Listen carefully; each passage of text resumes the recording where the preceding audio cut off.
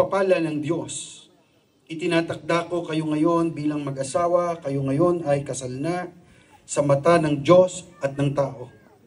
Ang sino mang pinagbuklod ng Diyos ay hindi maaaring paghiwalayin ng tao. At dahil kayo ay mag-asawa na may isang espiritu at kaluluwa banal sa harap ng Diyos. At Junmel, dahil inako mo na ang tungkulin bilang isang asawa, maaari mo nang yakapin at halikan ang iyong asawa na si Raquel.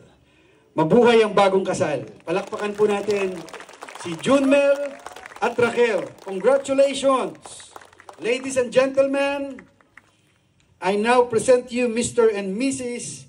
Junmel and Raquel Pasilan. Mabuhay ang bagong kasal. Pwede mo nang yakapin at halikan ng iyong asawa. Ayan.